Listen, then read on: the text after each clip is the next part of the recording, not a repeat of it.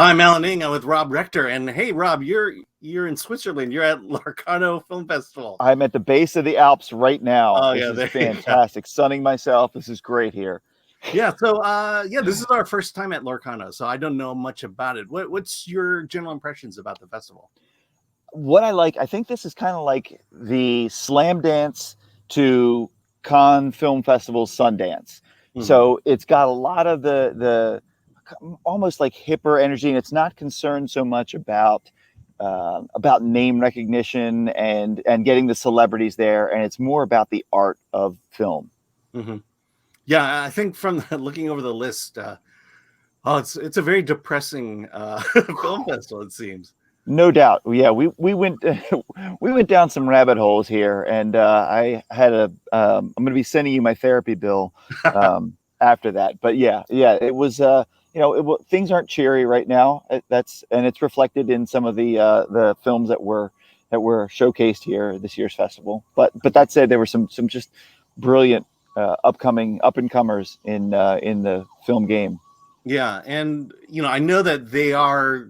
It's kind of one of these hybrid festivals where they're doing live events, but obviously we're there virtually. But is there a sense of addressing kind of COVID and the whole pandemic thing? So it seems like they are still taking all the precautions in looking at some of the settings of the actual screenings themselves. They were socially distanced, outdoor screenings. So there's still, it still looms heavy in the air. Yeah. And, but what about how about from the selection of films? I mean, clearly, yeah. I don't know if there was enough time to make a movie to get into this festival that addresses COVID, but well, I think we're going to talk about one of them that pretty much hits it head on and takes it to about an 11. But there's certainly some that do deal with that kind of isolation that we're kind of feeling right now, and the loneliness that accompanies that. Yeah, definitely. Yeah. All right. Well, let's get into it. I think we're going to talk about Mad God. I believe you gave this a 10, and this is I really wanted to see this one. I haven't been able to see it yet, but this is from Phil Tippett, the veteran of stop motion animation. He did all this. He did the prequels, Star Wars prequels. He did Indiana Jones. He's done a lot of stop motion animation, and I just saw this documentary on Jurassic Park where he gets fired halfway through because computers basically took his job. And he said, he was famously quoted at that point saying, "I am extinct." Yeah. Well, this definitely certifies that he is not just not extinct, but he is thriving right now. And he was the one who the holographic chess, when you don't always let the Wookiee win. He's the one who taught us that, with all those little holograms. So my God, this guy has inspired so many memories at the cinema for us. And for 30 years, he has been working on this project little by little. It's a stop motion animation, so it's old school. And he started the project and then had to shelve it for funding issues, and then started a Kickstarter campaign and was able to get the rest of it. Had some help from director Alex Cox, who famously did Repo Man and Highway to Hell, who actually stars in a little portion of the film. It's a non-speaking role, but there are bits of live action that take place in here, but primarily it is just he descends us into this world, this steampunk, post-apocalyptic, just really dark world full of bodily fluids and bizarre, like kind of hybrid human/machines, and you can just you can almost taste the rust in it. It is that detailed. He spares no expense as far as everything that's going on. I mean, it's an overload visually. Yeah. Oh man. Okay, I do have to see this one. I mean, so it's over 30 years, and if anything, that technology evolves over time, and 30 years is a long time. Can you talk about the visual style and then talk about the animation itself? Yeah, he was a direct descendant of Harryhausen, so he knows his source material well, and he knows where to place a camera, and it did not seem like it was that affected by the polish of today, where some of the things that might look more fluid with kind of a 3D rendering of it. It was old school, herky jerky, but also felt very real because of it. Like, it felt tangible. And the live action sequences, although they are a little bit jarring and it's not quite the same, he does remove frames from those as well, so that they also have that kind of, that jerky feeling that you get when you view stop motion animation. Yeah, I'm assuming it's like the 24 frames a second versus the 30. Exactly. Yep. Yeah. So interesting. Yeah. Yeah. So I guess if I were, Leica Studios is probably the best comparison, or the company that's doing the best work in stop motion animation. It sounds like there's a definite difference and distinction in style there. Yeah, I compared it to, I say that this made the for those of you who are fans of the 90s band Tool, their video Sober, which I've probably watched a million times growing up, it makes that look like My Little Pony. It is very, very dark and filled with just nightmare fuel. That said, what a glorious nightmare to be in. Yeah. So you gave it a 10. What is it about it that 10 is close to as perfect as possible? So perhaps it wasn't necessarily altogether perfect, but the amount of care and dedication that went into this just deserves that recognition. I mean, not only for picking up something that you've had to shelve and spend that much time in that same world, you feel like you're going into someone's mind in here, and you feel like you're taking that journey, that internal journey with him. And for that, I just, a lot of times filmmakers will let us in just so much, but we feel like we're getting the full picture. And, even the darkest thoughts, or the ones that we don't like to share with others, I feel like he's just laid it out on the table for us, and then operated on it, and then blood spurts out. And so, all right. So yeah, this is one of those where I can't, when's it going to come out? How's it going to come out? It definitely sounds like one that we need to see in the movie theaters as well. Yeah, I think if you see it, because there's so much going on now, because there's just, in every frame, there's probably 3 or 4 things that are moving simultaneously, or in, not necessarily in unison, but moving at different times. It's something that you need to watch on a big a screen as possible, so you can consume everything. Yeah. And in a dark room, for that matter. Absolutely. Yeah. Okay, so let's move on Sure. to El Legionario. Yeah. Again, I don't mean to butcher the Italian accent, but there you go. I'm not even going to try. So, yes. Tell me about this film. And I'm not sure, speaking of butchering, I'm not sure how to pronounce the director's name. I believe it's Leb Papal, who was an immigrant who was living in Italy. And he wanted to document what that life was like. So it's a story of 2 African-American brothers. One is in the very elite police force. It's one of the most tough Roman police forces in Rome. The other is still living in this structure, this building that squatters live in. And that's where the police officer was also raised in with his mother. So his brother and his mother still live in there, and they get the orders that they are supposed to purge this building of the squatters. So it's, this family dynamics that are at play as well. And then, of course, he is the only African American on the squad, this elite unit. So, of course, he's getting side glances from all of his fellow officers. And, they make these kind of casual racist comments here and there that all seem like, quote unquote, locker room talk, but, they carry weight. And it shows how it starts to eat away at him until he's forced to, kind of make a decision at the finale. I'm not going to give everything away, but he has to decide what side he's going to stand on. So the whole film centers on this one incident, basically. Yes, it's just this one, pretty much this, these two characters really. So, the Legionnaire is the one brother, and then of course the younger brother who's more activist.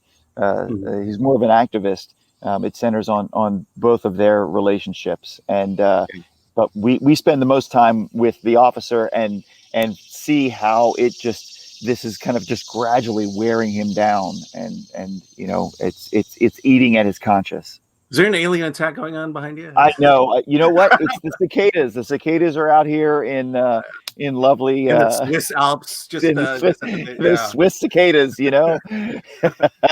That's a pretty cool sound. Okay, so clearly America's going through a little bit of racial tension going on. And it's kind of interesting for me to see films that kind of go, international films that kind of take the same issues, and we see it from a different context. In this case, Italy. I mean, do you get it? I'm pretty sure that's what this movie's about. It is. I mean, it's still this kind of this drummed up fear of other, that no matter where you are, as long as there is some sort of other to place your societal woes on, then there is this, this reason why you aren't where you should be. As long as you can blame it on the others, whoever they may be, then that's what starts this. And I think that's that kind of universal language that it speaks. Yeah, I mean, it is global, it's universal, and it's not something. Yep. And it won the best emerging director. Papao won the best emerging director of the festival this year. So so it's one to look out for. Was there something about the storytelling that won him the award? Yeah, that's the funny thing, is that there's not so much. It's not so much story based as it is how intimate his shots are. I mean, he chooses to really hang with the actors involved. So we feel like we're in the room with them, and we're sitting next to them, and we're watching them process this. So it's more about the internal feelings, and he really gets to the root of that, and he's captured some really stunning imagery in it as well. Okay, well, as we continue to butcher other languages, right? Yaya Lennie. I'm going to go with that. Yep. Tell us about that film. Yaya Lennie, also The Walking Liberty. It has this feel. It's from a director animator, Alessandro Rock, R-A-K, and this is their third feature outing. The looks of it, if you were to see a trailer for it, it looks like a kind of I want to say like a late 80s, early 90s era Disney. It's got the character drawings. It's 2D animation, but there's also 3D on top of it, so it kind of smooths out some of the edges. And the characterizations all have this kind of Disney look to them, but it is really far from a Disney film, even though it does deal with a lot of the elements of friendship, of pursuing your dreams, of being an outcast, and but it's decidedly adult, which that's the one thing that keeps me from wondering. It's a curious choice. It's filled with a lot of profanity. They drop the F-bomb a lot through there, and it just seems awkward because by every other stretch, it could be easy, if not necessarily G-rated Disney fare. It could be, from another competing studio of that time. And so does it have the main connection with Disney, where the protagonist has dead parents? So yes, of course it does. You know that. Yeah. Yes. Yeah, let's get into the story a little bit. What is it about? It's set in some post-apocalyptic future, but and it takes place in Italy. But it is a future after future. So it's set. So we have all these contraptions that you would see in perhaps Blade Runner or something, but now they're all almost extinct, and the natural world has started to grow into it. So now it is covered with a complete rainforest, this tropical rainforest, and that is where the animation truly shines. It's got, these beautiful vibrant colors, and you see these macaws that will come, squawking out of nowhere and just light up the screen. And the beasts that are out in the night, and the night skies have fireflies around them that just that illuminate the proceeding. So it's really, really sumptuous, the design work on here. I mean, interestingly, but it sounds like it's kind of a return to Eden, a return to where that's exactly they're in this. I'm sorry. So they're in this, and then there is an organization that is trying to restore order back to it, and they're it looks like it could be the standard New Order, kind of marching in. But as it progresses, and then there's also a rebel faction too. As it progresses, we start to realize how it's not clearly defined good versus evil. They depend on some of the those soldiers for when one gets injured, and then the rebel faction can kind of be a little goofy at times too. So those lines aren't, it's not black and white. There are shades of gray to it, and it shows how perhaps these can all coexist, but not necessarily in such a finely defined box. And that's what I really enjoyed about it. Okay, awesome. Okay, you convinced me to see another movie. All right, let's move on to the next film. You saw The Story of the Southern Islet. What is that? I have no clue what this is about. You know what? I watched this based solely on there's one frame that they had of it, of this just odd looking ghostly character on the hood of some terrified woman's car, or maybe some unsuspected woman's car. And I was like, man, that looks right up my alley. And it was a Malaysian film. And it just adds to the growing list of Southeast Asian horror films that they're really just, I mean, they're kicking ass and taking names over the past decade. We had Soul, Hypocrite, The Wailing, Impetigore. There's so many films that I've seen out of there recently that they've just been so haunting, and this could be added to it easily. It's about a fisherman who lives at the base of a mountain, and he I don't want to get into the specifics of it, but the series of events happens where he winds up ill. His wife, who is very westernized, wants to try to help him get better, but also doesn't necessarily believe in the husband's customs. The husband, who was a fisherman, he will offer sacrifices to his god to try to help bring more money into the family. They have 2 young children at home. And as he's sick, she finds that her ways of dealing and healing aren't necessarily working, and she's resistant to actually try some of the other types of medicine that he might recommend, and finds that there's this increasing familial tension, but also this kind of mind expanding that she's got to go on to see if it is actually this supernatural world in which he's dependent. Mm-hmm. So and it takes place in the 80s, and it was in this little city, and it reflects about reflects on the different cultures that were also in Malaysia and that have made up Malaysia, from the storytelling, ancient proverbial aspects to it, to the more modern westernized influence, and how they kind of clash and still could coexist. So it is a horror movie, but I don't want to. There's not a lot of jump scares to it.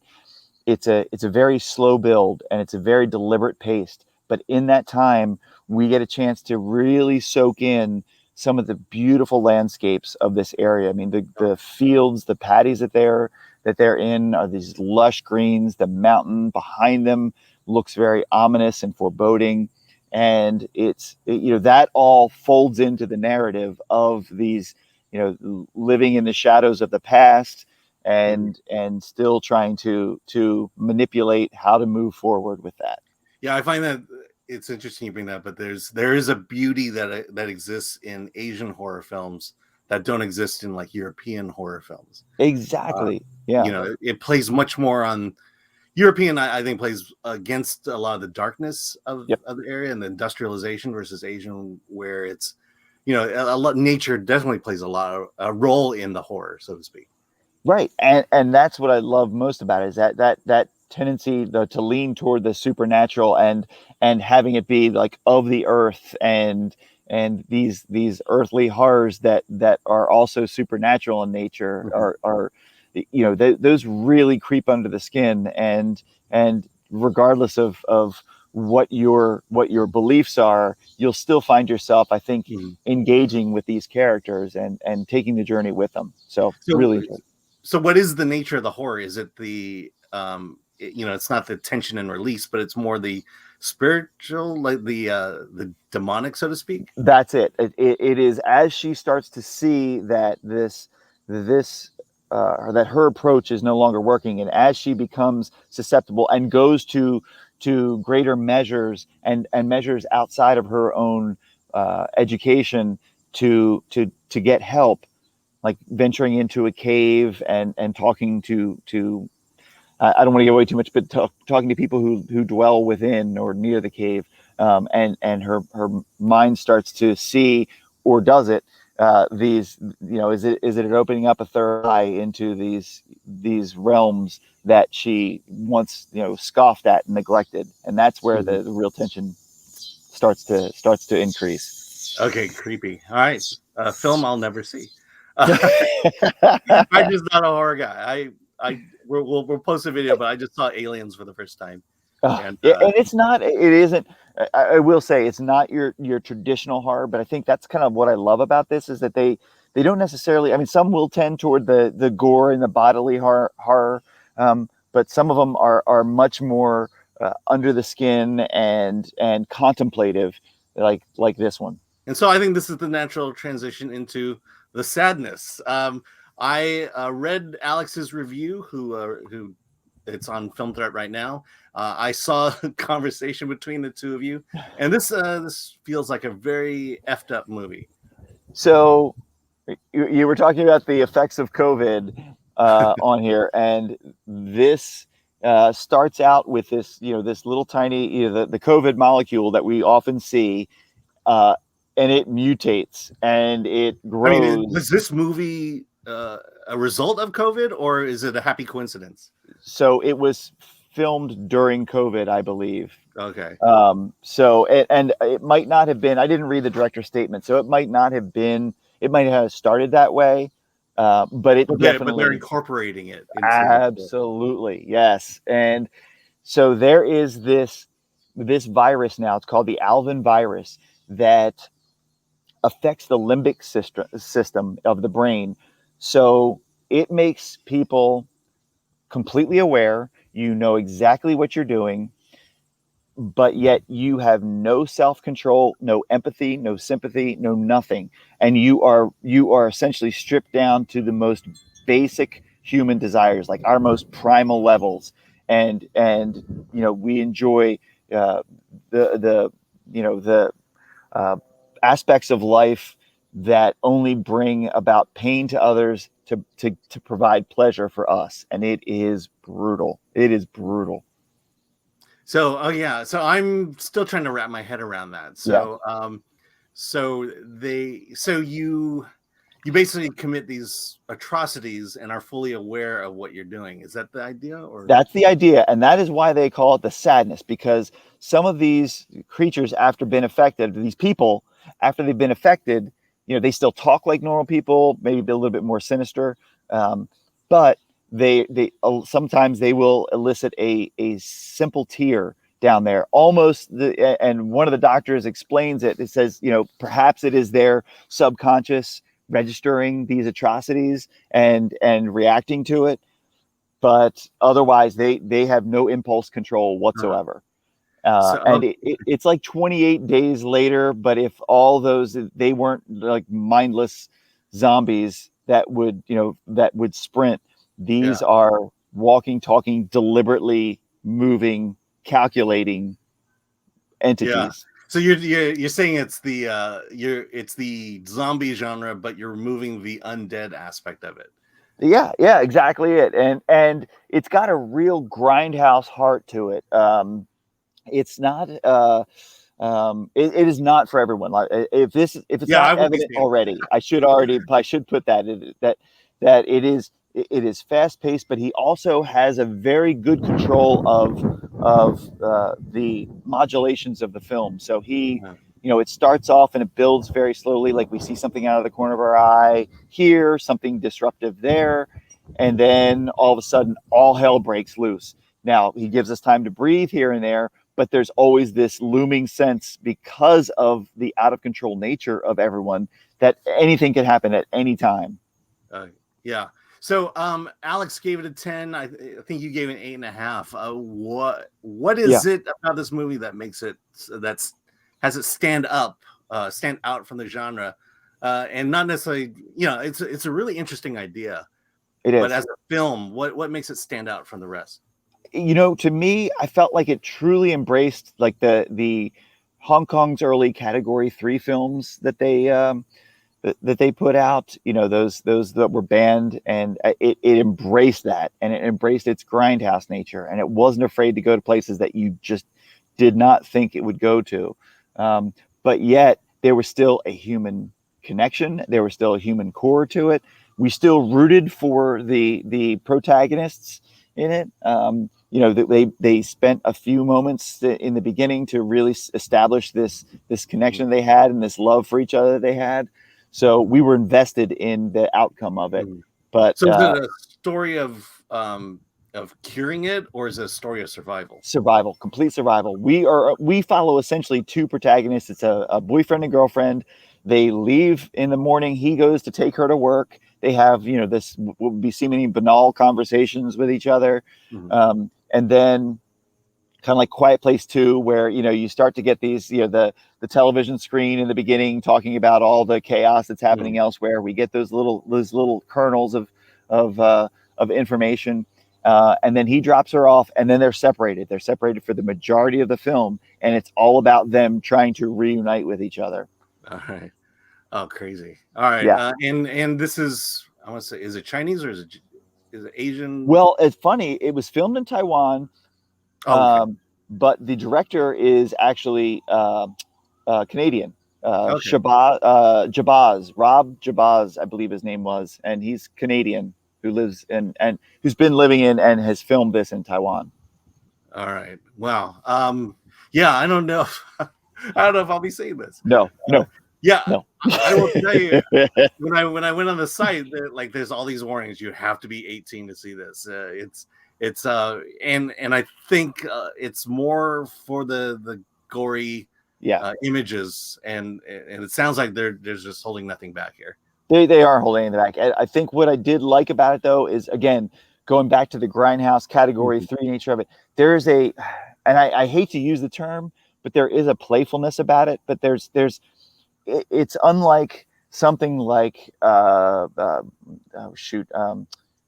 Martyrs or Serbian Story or Serbian movie, where it's not just to demonstrate gore or suffering or pain or what have you. And those were a lot more solemn than this is. This has, the kills are creative. There are situations that they're in. There's a lot of comedy throughout with some of the characters. But very, very dark heart. Yeah, and I think that's the key, is the fact that because people are aware, they have to grasp and deal with the horror of what they're doing. Okay, and unlike Suicide Squad, where I think you just begin accepting the fact that people are expendable and they're just going to die left and right. Exactly. Right. You just embrace the title. All right. So, any closing thoughts about Lorcano? Would you go again, or there's definitely an international flair to this, which is something we don't get to do much at Film Threat. Yeah, I'm hoping that to not be to suffer from my own sadness after a few years of it. But yes, it was. Like I said, I think there was a real independent feel to this festival. Even though it's set in an extravagant location, beautiful settings, and it's very prestigious, there's something very independent about it. Yeah. And I really liked that. I liked that aspect of it, and it was just a wonderful chance to catch up on where these various filming communities globally are moving and what they're doing next from all corners of the globe, or all corners of the globe. Yeah, that made sense. Yeah. From all corners of the world. Yeah, flat Earth. So it's you get a chance to see what all these separate filmic communities are doing, and all these new innovations that they're coming up with, just narratively, visually, and so on. Yeah. So if you haven't been to LOCARNO, this is definitely one of the film festivals to go to, especially in our independent wheelhouse here at Film Threat. Absolutely. So, yeah. All right. Yep. Well, thanks a lot, Rob. I appreciate you talking about films. Check out LOCARNO if you can. Check it out next year. If you do love it, you're going to love it. So be sure to support Film Threat as we support independent film. Like, subscribe, comment below on what you thought of these films. And with that, let's get out of here.